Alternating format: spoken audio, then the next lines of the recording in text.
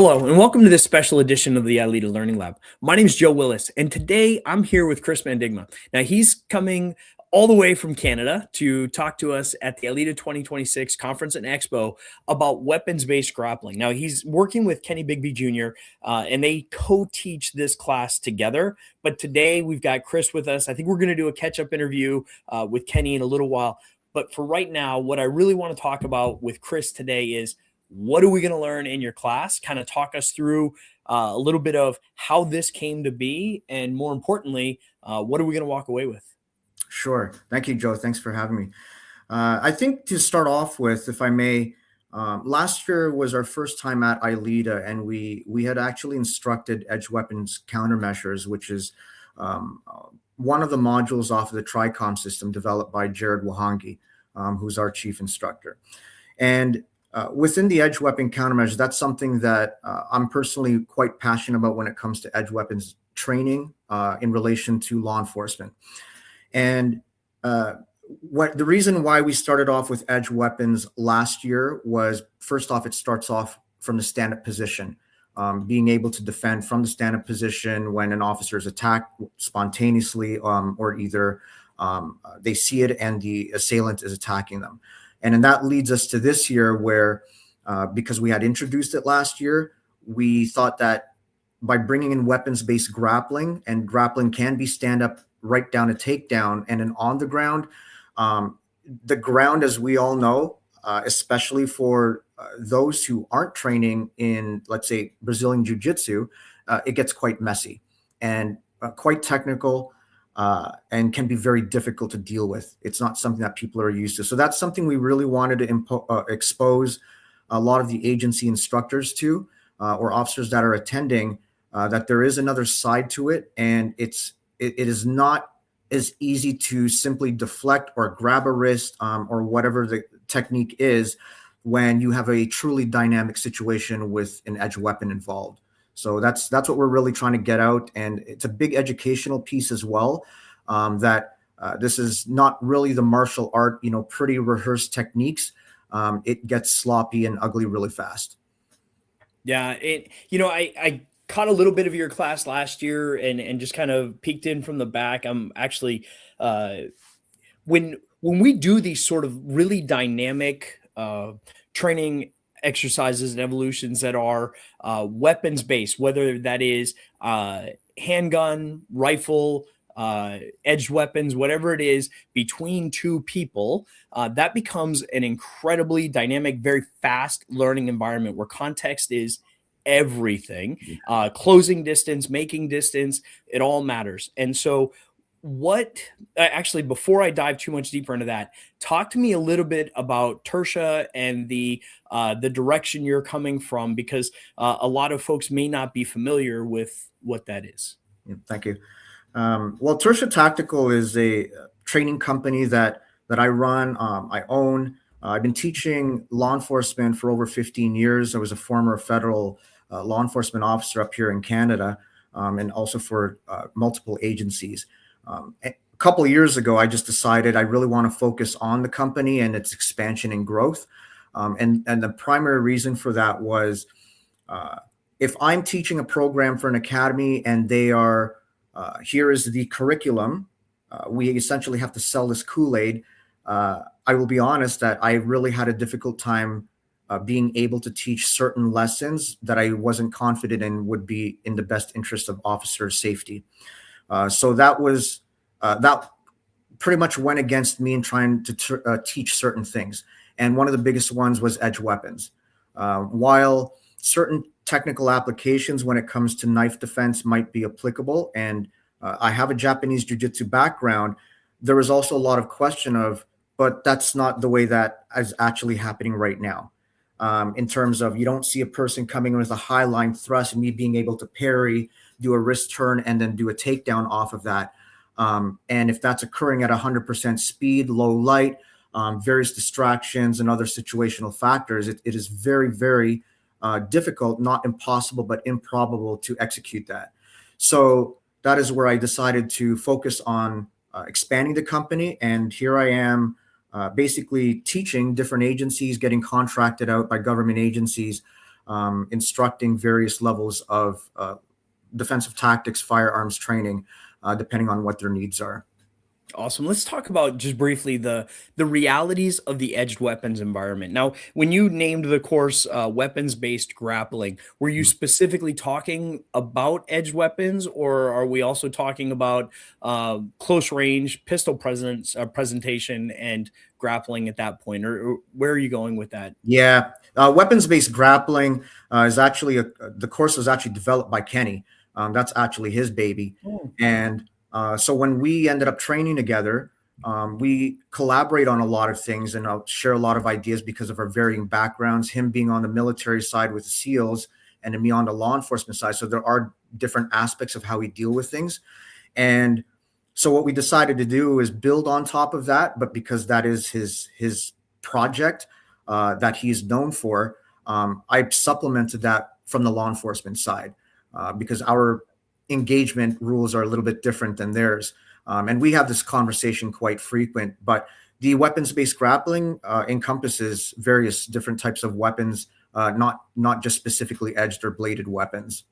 awesome. And I kind of assumed that's the direction you were going, but I wanted to clarify because I mean, it is definitely a practical skill set that when any weapon is presented, pistol or rifle at close range, gaining control of it, ultimately controlling the subject, that kind of stuff. But edged weapons present a very unique challenge in that grappling environment. And Yeah. I'd like for you to talk to us a little bit more about it. But with a firearm, if I can keep it pointed in a generally safe Mhm. direction while I'm fighting with this person, and the length and size of it also plays a factor here, that matters. But with an Yeah. edged weapon, especially a knife, there are some unique challenges. Talk to us a little bit about that and the uniqueness of grappling in a knife-based weapons environment. Yeah, I think, first and foremost, when officers are engaged in extreme close quarters, and we're talking grappling situation, you're right up within their arm space. We see that quite often where officers are hesitant or um, they panic. They're not confident with the skills or don't have enough skill set to really tangle with a person up close and personal.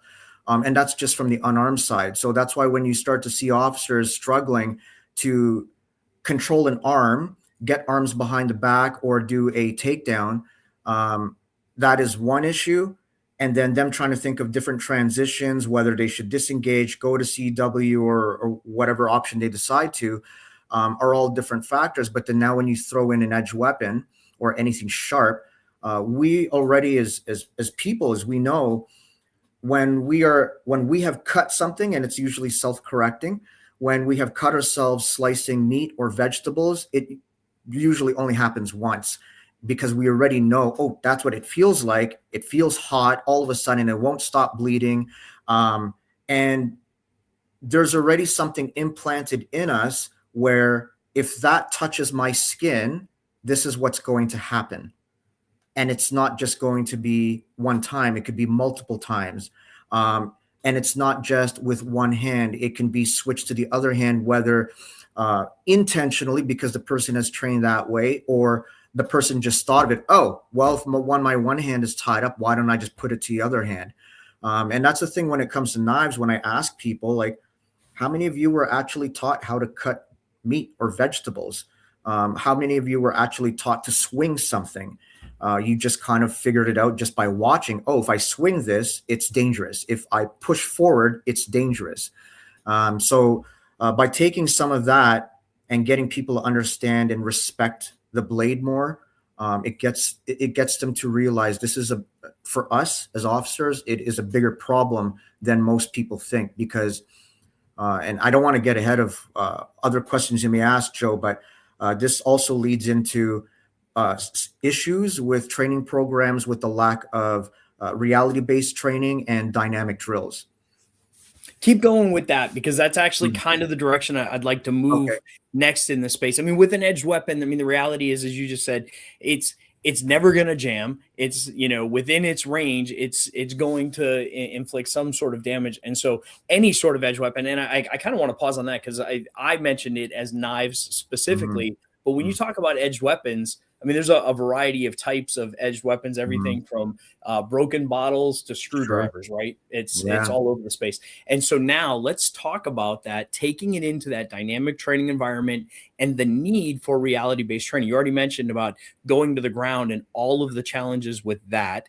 And a lot of programs kind of orient to that, but Mhm. there's a unique requirement when it comes to That's grappling right. over a weapon, fighting over any sort of weapon. Go ahead. Yeah. Yeah. Not only is there a unique requirement, there's a very big gap in that space that some academies don't want to touch.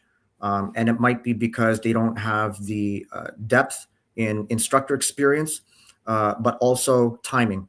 How much time they're allotted to deliver a full program. And of course, if they have to weed out what can we cut out, what can we afford to, well, let's add more de-escalation, or let's add more of this in place of that, because that's probably lower probability than what we are actually trying to do, which is de-escalate most situations through trying to verbally de-escalate uh, incidents. So yeah, the edge weapons, I mean, it was coined that, but I mean, that can encompass, syringes, scissors, box cutters, ice picks, you name it, anything that is either pointy or sharp.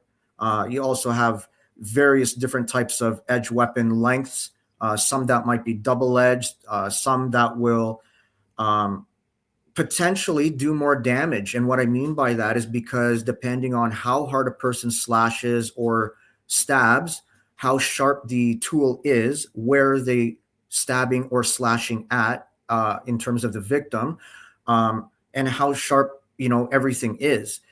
So when we're talking about these various elements of layers of clothing, whether it's slashing the Kevlar, and I just released a video last week on LinkedIn about what a knife slash can do to a level 3A vest, because some people don't actually see it. We just talk about it. So I'm trying to give them a visual so that they have more respect for it, that this is not uh, stab proof.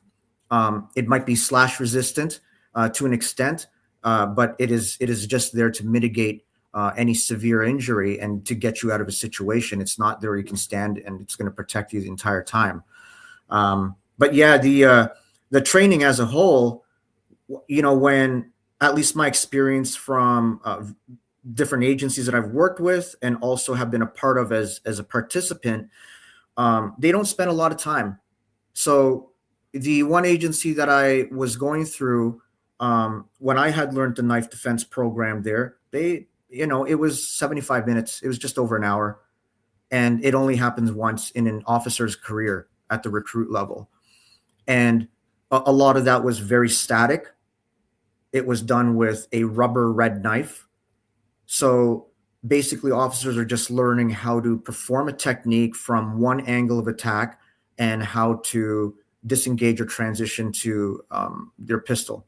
That was it. So they don't really get tested on it, nor do they respect it, because there's no psychological impact to them. It's just like, I got to do this technique. It's not scary enough for me. So that's one of the biggest issues right now. So that's why whenever we provide training for different agencies, it is often a very separate module, because I don't believe it's something that can just be done in 1 hour, let alone 3 hours. We're not even scratching the surface. And like I said, it is a very big gap in many agency training programs. They don't spend enough time on it, but it's there. That threat out there is quite present. Yeah, let's talk about a couple of the realities, and then I'm going to ask you, what can instructors do now? So, a couple of the realities first is, I know you talked in the beginning about weapons based grappling can happen standing, kneeling, in a vehicle, outside of a vehicle. I mean, I'm throwing a couple extra things in here, but the reality is it happens in all environments. And you mentioned early on that unless you train there and you do it often, and even if you do in a real law enforcement fight, especially a fight for your life, the ground is not your friend. And Mm-hmm. so the uh, realities of a that weapons based environment, um, how fast does it go, and that sort of thing. Kind of talk us through that just a little bit. Sure. It's super fast. Super fast in terms of when I first started Filipino martial arts. from my mentor, who had studied FMA for quite a long time. It was a very tailored class for officers. Every Saturday morning, a whole bunch of us from different agencies would go in and bang it out for 2 hours. And there were times when, of course, Paul, our instructor, when he wasn't there, we would all still go and still practice whatever it was that we had learned the week before. But, for us, we would discuss and say, hey, I want you to try attacking me with this overhand ice pick as hard as you can, both either impact weapon or knife, doesn't matter what it is, it's weapons defense, and just go. So when you take a look at that situation where I've just asked my partner to just hit me as hard as possible, I want to see if I can be able to, at speed, block that or deflect it and execute some sort of evasion technique or counter, and see if I can transition. It was hard. And we are talking about, and when we start to look at size strength, I'm 5'6", 175 pounds. I'm training with dudes who are 6'3", over 200 pounds. So now we're looking at height discrepancy. We're looking at strength discrepancy. And I'm expected to block this or deflect it in some form or manner. But right now, my brain says, I know what's happening. What happens if it's an officer who's out on a street, who's doing a person stop, they're checking something in a notebook or calling something over the radio, and then the dude all of a sudden blades and pulls out a weapon, or a guy from an associate who's standing nearby. We see a lot of this, people obstructing police duties, and all of a sudden attacks from the side. How prepared are we to deal with something like that at full speed? So the speed is the one thing where, again, when we take a look at the previous training that I was part of, speed wasn't even involved in that. It was, here's how to do technique, not so much as this is why we're doing it, and this is how fast it's going to happen. So officers really don't understand how fast that happens. And they think that, oh yeah, because even the role players, if the role player isn't trained properly in RBT, they want officers to win the situation. So they're trying to give them a chance to transition or do something to say, yeah, good job. But that's not the reality. So let's talk about another one of those realities that I think absolutely has to be covered as we're talking about this, is the violence of it. Because we could pull up, right now, probably a half a dozen videos over the last even year and a half of actual caught on body camera knife attacks. And even an untrained, unskilled attackers you were talking about earlier, just the person who learned to cut their steak knows how to use a knife. The violence when the determined attacker attacks, the psychological preparation required on the part of the officer. Talk to me a little bit about that. Yeah, the when something happens super fast and officers, I guess, aren't exposed to certain stressors, it catches them off guard. It's kind of like, when we push officers on the range, we tell them no time, take your time, put down 5 rounds in X amount of seconds, lots of time, good to go. But as soon as we say, hey, we're going to do this in 3 seconds, all of a sudden there's shot patterns all over the place, right? You just apply the time constraint. When we take away that time constraint, but apply human movement to that and basically just swarm them, it changes because they're not expecting it. They're expecting this rehearsed movement, me standing in front of them, me seeing this big wind up happening with my arm, versus various distractions and stressors. And again, it goes back to that. We must teach them at the static level so that they at least have a concept, not so much as a technique of what to do, whether it's this or whether it's this. It's just understand the concepts of what are we trying to do here? What is our outcome? However you get there, understand what the outcome is. It's don't get slashed or stabbed, block it some way, somehow, and do something. And then from there is start to incorporate speed, start to incorporate dynamics, such as flash scenarios, until we get into the reality-based part where it's now full-blown scenario and all sorts of calls for service and things like that, where now they have to use some sort of cognitive process to decide, what am I going to do? Because now they don't know what's happening. It's not a knife lesson anymore. It's a incident response scenario. They just got to deal with whatever's in front of them. And that ultimately messes with an officer's head. So the one agency I was with, all I pretty much did was train recruit officers. So it was really a cookie factory. Large classes of recruits just in and out through the entirety. That's all we did. And we were seeing the same patterns every single class. It was the same response, same issues. And it's hard to change big machines. That was part of the other problem. But it also allowed me, from the teaching side and how I perceive things, oh, these are the most common things that are occurring. These are the most common issues, because we would see them in mass numbers happening every single intake. And, and we'd spend 18 days with officers, specifically on DT and firearms. So yeah, it was pretty frequent. But, timing is something that needs to be inserted into training. And as much as some instructors might disagree, where all scenarios must be winnable, I think the scenarios just need to be realistic at speed, spontaneity, aggression. And that comes from the role players for sure. Right. No, and I mean, all scenarios can be winnable, especially when we're talking about something as dynamic and violent as this. Sometimes that survival mindset and knowing people personally who have survived those incredible that should have died type knife attacks, Right. the reality is they are survivable, but I think we have to prepare for the violence required to Yeah. get us through it. And so with that, you had mentioned earlier, one of the things that you were training was that you were required to train by the lesson plan was essentially defeat, deflect, maybe control slightly, but get to a firearm. Let's talk about the reality of that. That's the third reality thing I want to check on with you about. What's the reality of, and we know Dennis Tooler and the Tooler drill, the 21-foot, quote unquote. If you're listening to this on podcast, you can't see the air quotes because it's not really a rule or that kind of stuff. But Chris, talk to me about the realities of making space and getting to a gun. Yeah. Well, making space is already difficult to begin with when it comes to any sort of subject control.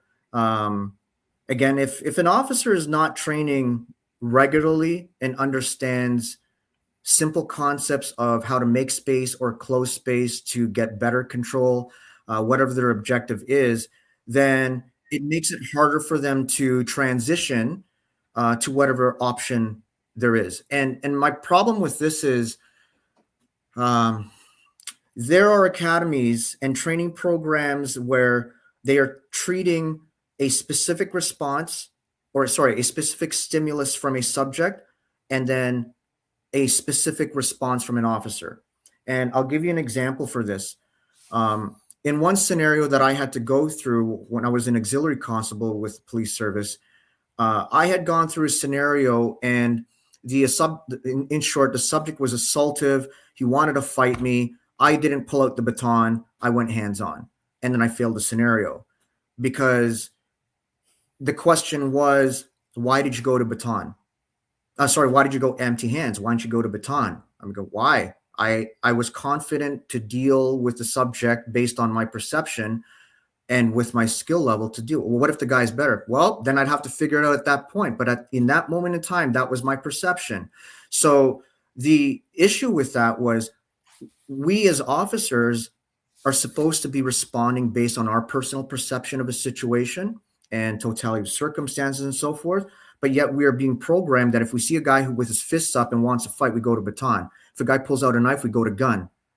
But what this ends up turning into is now when officers are engaged in, for example, that stand-up clinch and the guy has a knife and they're trying to prevent this person from using it against them, they're trying to get to their pistol, which means they have to relinquish some sort of control and transition, right? And that's already hard enough. It's already hard enough to control a strong person who might be under the influence of drugs and alcohol and or mental health crisis. And just sheer determination at that. Right. Yeah. And then you have an officer who is not under the influence of all that, trying to process all of this, struggling already with two hands. And now they're trying to transition to one hand in order to get to the pistol to deal with this in close quarters. So this inherently runs into a number of problems because now we are bringing a second weapon into the fight in extreme close quarters. And uh, because of the training or lack thereof, this is the large gap that we're talking about. There's not enough for them to actually deal with situations like that. And this is why we address a lot of this, and we're trying to expose more agencies to this type, because this is the gap that we're trying to fill. It is not wrong to go to your pistol, but there's a time and place when to go to a specific response option, because the question is, what is the priority right now? Can I compromise going from two-hand control, two-on-one control, to transition to something else? Or is there something else I can do, such as maintain two-on-one and separate, create distance, disengage, and then transition to a higher level option? There's no right or wrong answer. It just depends on what's happening. So that's what we're trying to get them to understand, that not only is this the concept level, but now how are we going to integrate this into the training program effectively? Not just integrate. Right. How does it get implemented effectively so that officers learn it and then they're able to retain it? Awesome. And let's then close with that and see if we can kind of start the conversation out there in the rest of the world, and definitely bring it to ILEETA. Is, I'm a trainer in an agency, pick a community, pick an academy, wherever it is, and I need to improve my program. I already know this. Mm-hmm. Um, what are some of the things I can begin doing immediately to make my program better when it comes to grappling in a weapons-based environment? Well, I'm a big believer in when it comes to grappling, there has to be more of it. And in that grappling, the officers need to actually feel and be tested what it's like to actually grapple with someone who's fully committed. Um, Here's an example. Hey, let's do a ground defense lesson. Let's do a full mount escape. You've got two recruits who know absolutely nothing about ground. Even if we use a simple armbar takedown as an example, one officer does a takedown, the other guy just flops. Right. So that's not the reality of that, as we all know, because that's why the armbar has failed so many times, and that's why we've had to modify different ways of doing takedowns. When it comes to, let's say, doing the full mount escape, getting the guy on top of me, is not just my partner who's going to fall over because I've hooked the leg and trapped an arm and I bridged. It's, is this person intent on enough and strong enough to get their arm out from the arm trap, be able to get their leg out from that leg hook, and then making it harder for me to actually do a full mount escape. So, they need to be able to feel that, so that they understand that just because I do this, it's not 100%. Yeah. Because they may have to do something else, or they may have to work harder to get to it and eventually get it. But often, because we're only given 2 hours, 1 hour, 3.5 hours, whatever it is in the lesson, that's all we're allotted. And we're trying to teach 10 different ways of escapes instead of focusing on a few Right. good ones. Yeah. Yeah.